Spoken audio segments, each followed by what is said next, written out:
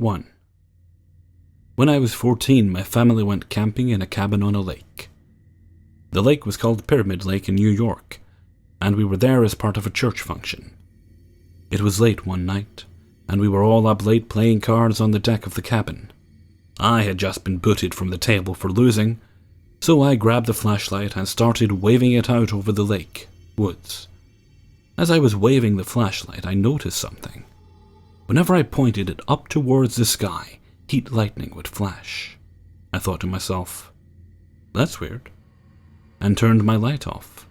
The sky was pretty overcast, and the heat lightning would have otherwise been normal. So I just sat and waited for it to happen again. I waited about 2 minutes before I got impatient.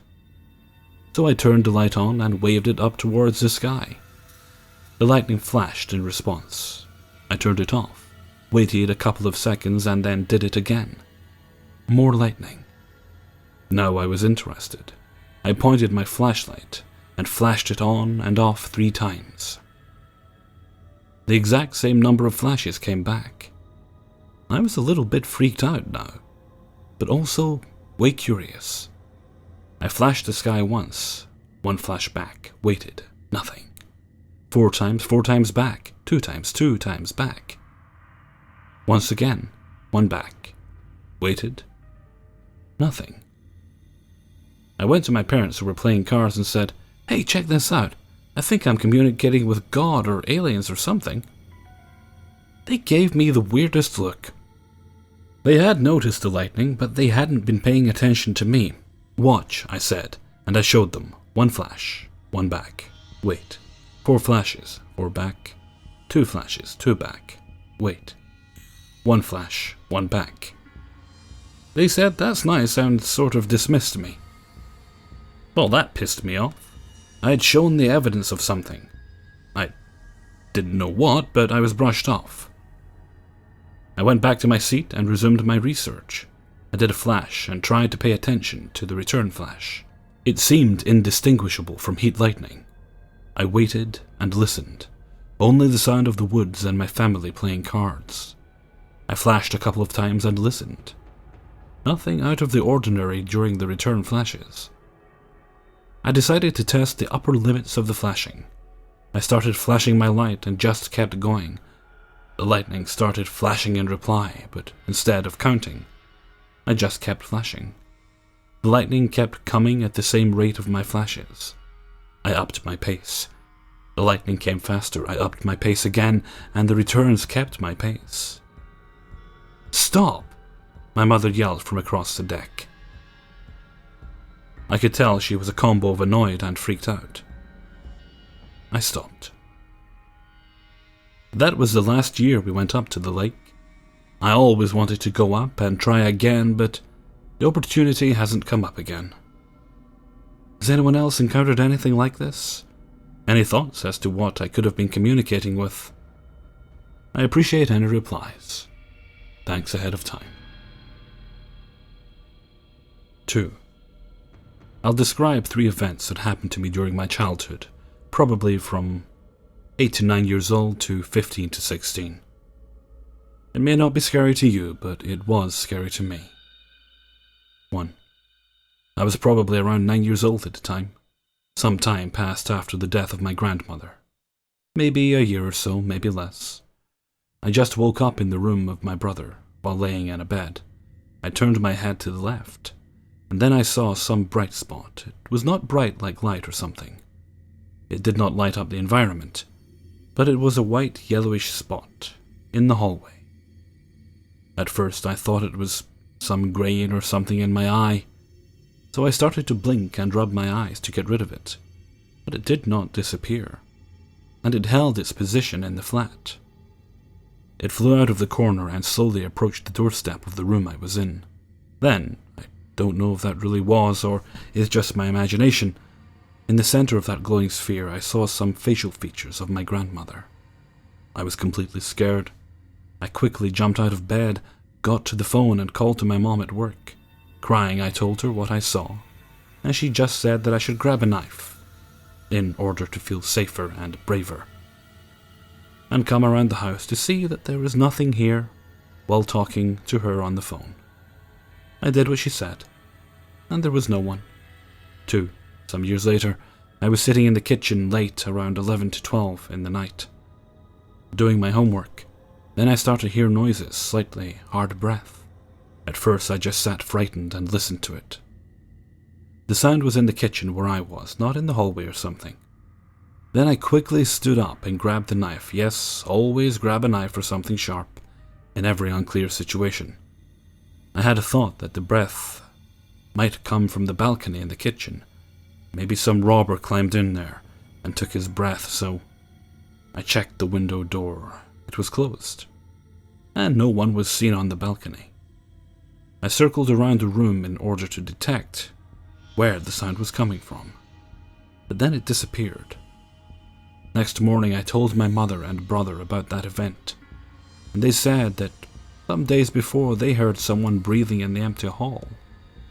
But after that night, I didn't hear the breaths again. 3. A very strange thing happened to me when I was around 14 to 15 years old. Me and my classmate were searching for the place where lived the guy that was supposed to give us a disc with World of Warcraft. He told us his address. We found the building he lived in. But the problem was that we could not find the exact entrance, apartment complex, block of the building. There is nothing mystical. We could not find it because the building had entrances in the courtyard, as well as in the street. So we decided to check entrances in the courtyard. We went in some apartment complex. Nothing unusual. There were doors leading to flats, stairs, and an elevator. The guy said that he lived on the first floor, so we chose a door near the elevator. It was a little bit dark inside, and it was sunny outside, so we were a bit blinded. I saw a blue door with a black horizontal strip in the center. My friend said, "What are you waiting for? Knock." I raised my hand to knock on the door, and the moment my hand should have hit the door, nothing happened. I just smashed the air and the door appeared to be a little bit open. I said to my friend, "Oh, he must have been waiting for us." And I tried to push the door to get it open, but again my hand just met no resistance. I pushed my hand through the air. Me and my friend were stunned, because as my hand pierced the air, the door just disappeared, vanished, and we saw nothing but pitch black corridor behind. We ran out of that block to the street. I asked my friend what he saw. He described the blue metallic door with a black strip in the center. I don't know what the fuck it was. I had thought that it was because of the darkness inside, because of the bright sunlight outside. But why then? We saw exactly the same thing. It was clearly a blue door. 3. I've always been sensitive to the other side. I started going to strip clubs many years ago. No, never married. Once in Seattle, in a very old building that housed a strip club, I wore bell-bottoms. Yes. One day, about 10 years ago or so, some thing kept grabbing the bell-bottom on my left leg and pulling it. I'd look. Nobody around me. This was a very old building downtown, across from Pike Street Market. I later moved to Portland, Oregon. One club in particular was housed in what was an old car shop. Looked like it was built in the 1920s or 30s. The upper floor held the strip club. The bottom floor was abandoned and boarded up. But the owner made an area for the ladies to change and put on makeup. And they had to go up a flight of stairs. Anyway, the gals were complaining that footsteps were following them up the stairs, and when they'd look back, nobody was there. I saw the door open once on its own, open wide. Could not have been air pressure, because nobody came in or left in order to change the pressure. Also, the manager said he didn't like closing there because voices of a man and woman talking to each other would be there after everybody else left. And they freaked him out. They eventually replaced the door with a wall and closed off the bottom floor for good. I had a couple of incidents in that place. Number 1. I remember meeting a stripper, and I would tell her how I lost my mom and grandmother, and how hard it was that, eventually, with time, pain heals, etc. Don't know why I spoke to her like that, but I had an urge to. Well, within 6 months, her mom and grandma had died. Number 2. I saw a new girl dancing, and in front of her was a shadow, a real 3D shadow that looked as if it was trying to block her from me watching her. Very dark shadow. Anything, somehow. I knew that she was going to be dead soon. I just knew it. I thought, well, either her boyfriend is going to kill her, or she's going to get into an auto accident. Strippers, for some reason, love dysfunctional men. The more addicted, abusive, no good they are, the more strippers love them. I decided to tell her. And then I thought, my God, I can't tell her. I spoke to her for some time. She was super nice. Finally I said, honey, please do me a favor. Do not get into a car with any guy who's been drinking. She smiled and said, oh, I'd never do something like that. About 6 months later, I hear she was killed in a car accident. The car she was riding in hit a tree on her side, killing her. The drunken guy who was driving, her boyfriend at the time, ran from the scene without trying to help her. Number 3. About a year later, another new girl came into the club. Her license was suspended, so her best friend, who was not a stripper, used to drop her off and pick her up. Best friends forever. I looked at her best friend, and immediately I had a flash of a man with dark eyes, a low forehead, and black spiky hair, shooting her multiple times. Yes, I did. I got the same feeling I had with the other girl, the one who died in an auto accident.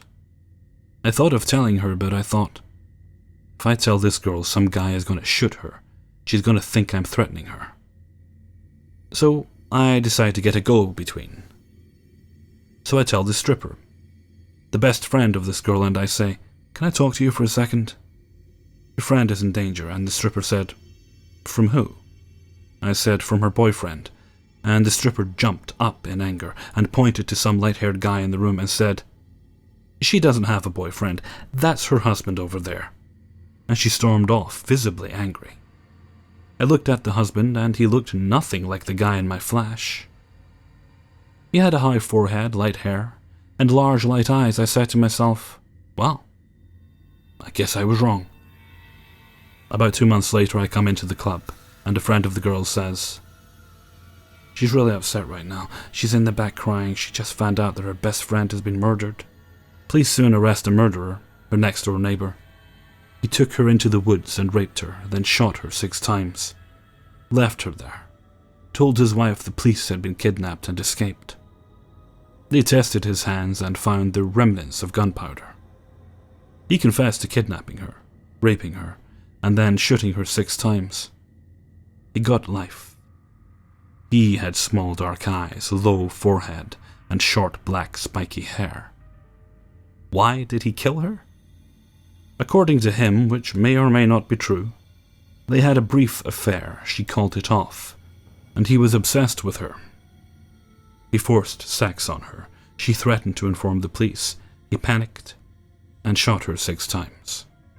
I've been going to strip clubs in the Portland area now for over 6 years. I ask all new strippers that I meet if they've seen or heard a ghost. About 1 in 7 have, and I've heard some great ghost stories. A couple of them would curl your hair, but that's for another post. 4. I have some stories. I always tell these and people think I'm crazy. But here it goes. I'm 19 now, but from the age of 7 to 12 we lived in a house in Alabama.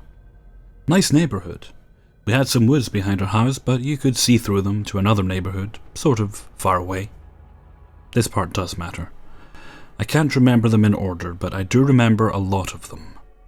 My family also experienced it, and we had so much documentation of things happening that we almost had some paranormal people come out, but we moved abruptly. The spirit, ghost, whatever you want to say that lived in this house wasn't just a singular one. There were numerous. From the moment we moved into the house, everyone had a feeling that something was off. Very eerie. When we bought the house, it was supposed to be $200,000 plus. But the owner wanted it gone and refused to walk the house with us. and sold it for like 130,000. Alright, so here are some of the stories. Number 1.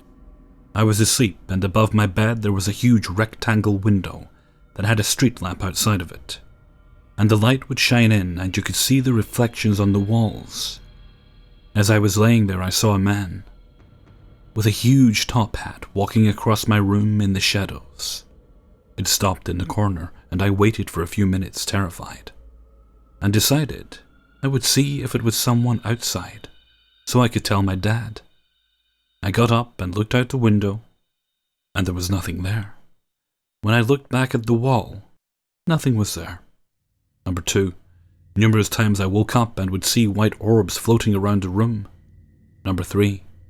There was a time my friend spent the night and went home at 4 a.m. because the door to my room faced our solarium. And inside of the solarium she saw an old man sitting in our chair rocking. She later saw a dark shadow walk down our hallway. Number 4. My brother's friend came over during the day, and my brother was showing him around. For some bizarre reason, they stopped in my room and opened my closet door. Both of them saw a toddler girl. She was bloody and crying. Disappeared right in front of their eyes. He never came back. Number 5. There was a time I was home alone. My brother is my step. But anyways, his dad has been passed for years at this point, and he has a huge box, including his dad's things. One of those things being a jack-in-the-box. Way up in the closet, no way of falling. I was sitting in my room, watching a movie and playing with Barbies. I had to go to the bathroom, so walking past my brother's room, I heard something fall. I stopped, scared. I'm sure 3 to 5 minutes passed because I was paralyzed from fear. When the jack-in-the-box starts winding up and going off, I ran into my room, locked myself in there and called my parents. Didn't come out of my room for 6 hours, waiting for them to get home. Number 6. There was a time when around 3 in the morning, my parents were doing a house project and remodeling their room and adding a door. So we were all outside. I was playing in the backyard on the tire swing facing the woods, and I remember seeing 2 big eyes in the woods, huge. So I ran to my dad and showed him. Compared to my dad, the eyes were 7 to 8 feet off the ground. He called my brother over there and asked if he saw it. And he did. Ran inside and hid. I watched my dad, and my dad moved and made certain stances to see if the eyes would follow. And they did. We walked inside, and my dad and I walked back out a few hours later. Eyes were gone. Number 7. There was a time we had a babysitter and we were asleep in our rooms while she was in my parents' room watching TV. Good friend of ours. She fell asleep and woke up to me walking up to the bed and tugging on her. She got up, and I walked into my parents' bathroom while she followed and I disappeared. She freaked out and ran to my room, and I was asleep in bed. Number 8. From my parents' bed, you could see down the hallway and see the door to my room, the bathroom, and my brother's room. And so my dad was up around 2 watching a movie when he saw a figure pop out from my door, shining into the hallway. He looked at it, thinking it was me, and it disappeared. This continued back and forth for 20 minutes, and he got up once again. I was asleep. Number 9. My dad saw the old man from the bathroom on our back porch. So he ran outside and nothing was there. This happened numerous times. Number 10. We would often hear things at night, so one night we set up a recorder and a camera in the living room. During the night it ran, and when we woke up, there were a few shadow figures walking back and forth in the hallway. But nothing on the camera. But on the recorder you could hear a loud organ playing, with a flute. It went on for hours. When it stopped, you just heard a shrill scream, and it stopped. We didn't own an organ, let alone a piano. Number 11. My stepmom used to cut hair in our house, and she had her own little salon. So while cutting my brother's hair, we all kind of hanging out with the radio on. When it shoots up to full blast, we all kind of stopped, and my stepmom piped up, saying to turn it back down to whatever messed with it. and the volume went back to the normal sound. Happened once or twice, but that was it. Number 12. Numerous things would fly and hit you, out of nowhere. You would also hear people when you were home alone, cabinets shutting, the front doors slamming, etc. Was never anything there. Pets would disappear, never to be found. Things like hamsters with no way of getting out, etc. Number 13. We kept all our dogs outside, but we had a mini chihuahua who was sick, so we kept her inside for the day. My parents were at work, so my brothers and I were the first to arrive home. She was mangled. And dead, obviously, in our living room. No explanation. Number 14. There was once when we took down the mirror in my parents' bathroom, and behind it, a card fell out talking about Christianity. We helped carry the mirror and a few other things out of the bathroom, and left the card on the counter. When we all walked back in, it wasn't there, but later appeared under our hot rub in the solarium.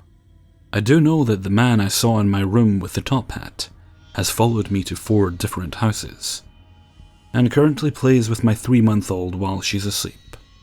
I catch it on the video baby monitor sometimes. Those are all I can remember right now, but if anyone's interested, I'll give my dad a call later and see if he can tell me more. As for any evidence, my stepmom went crazy and told my dad he was psychotic and burned everything we had. They have a very disturbing relationship. May have some pictures still, but I'll have to speak to him. 5. I live in a home that has been in my husband's family since the early 70s. We lived there about 7 years. It was built in 1928. As far as the history of the home prior to his dad buying it, I have no idea. I've done a little bit of research, but have yet to really find any useful information. Prior to us buying it for my father-in-law, he used to joke about the ghost of Mr. McLeod. According to him, he used to witness lights turning on by themselves, furniture and small objects being moved, etc. Little things like that. He also struggled with drinking problems for years, so I called BS and brushed it off. And then we moved in. Since then, I have indeed witnessed some weird stuff, but don't know what to make of it. It doesn't happen very often, but when it does, it definitely gets my attention. Some examples being, number 1. One morning I was showering before work, and as I'm shampooing my hair, I hear a robotic walking sound coming from behind me. I turn around and my daughter's swim-to-me puppy bath toy, that, mind you, hasn't worked in over a year, even after drying it out and replacing the batteries multiple times, is walking across the tile bench. I try turning it off with the on-off button, but it wouldn't shut off. So I throw a towel on and proceed to the kitchen to pull out a screwdriver. Before the screwdriver even touches the first screw, the toy shuts off. I try to get it to turn on again and nothing happens. So I take the toy back to the bathroom so that I can finish my shower. Not but 2 minutes later I hear the toy turn on again. Again I try turning it off with the on-off button and again it won't shut off. I get out of the shower, proceed to the kitchen for the screwdriver to remove the batteries, and again, right before the screwdriver hits the first screw, the toy shuts off and I can't get it to turn on again. I said nope and threw the thing down the basement stairs and made my husband dispose of it later. Number 2. I was putting my makeup on in the bathroom before work one morning, and there's a loud knock knock knock on the bathroom door. Clearly thinking it was my husband or my daughter needing to use the facilities, I put whatever I was holding down on the counter and opened the door. Yeah, there was no one there. I checked the bedrooms and they were both sound asleep. Number 3. So I'm making lunches in the kitchen one early morning, while my husband and daughter are still sleeping. I was watching something on my tablet when I hear a very masculine sneeze come from behind me. I rewound what I was watching to make sure it hadn't come from the tablet. Nope. I'm frozen solid and totally freaked out. The only rooms behind me were the breakfast nook and the stairs leading to the basement. The bedrooms are on the opposite side of the house, so I have no idea. Needless to say, I didn't finish packing lunches. I threw everything back in the fridge and made everyone buy that day. Number 4. This happened while my sister was babysitting for us one evening. We're at a charity auction when we get a call from our next door neighbour. She tells me that the girls were spooked and she was going to hang out at our place with them. After we got home, my sister, who's maybe 19 at the time, tells me that she and my daughter were playing something on the computer when the dimmer light in the kitchen turned all the way down. Not sure if it was an electrical glitch, but it hadn't happened before and it hasn't happened again since then. Any thoughts? Or am I just losing it? Hey everyone, Hellfreezer here, and thank you very much for listening to 5 True Paranormal Stories, episode 15. Thank you very much to the individuals who allowed me to use their stories, and I would also like to take the opportunity to welcome all my new subscribers, and say thank you to all my existing subscribers who chose to stick with me. Getting very close to hitting the 21,000 mark. Don't know if I'm going to hit it on Friday, or I might actually have hit it later on Thursday, you never know. Some days can go quicker than others, it really depends. Oh, I also want to say well done to those of you who spotted some of the hidden Hellfreezers in the 30 True Stories video I did. And there was actually 9 of them, so not all of them have been found. Some are better hidden than others. And 2 of them were actually in one image. That one was kind of easy to spot. Okay, so tomorrow, hopefully I should have a TIFU up. It's looking quite good so far. That should, like last week, that'll have some subscriber stories in there as well. And, well, we'll talk about next week when we get there. Okay, so I'm going to head off for now. So until next time, thank you very much for listening, and take very good care of yourselves.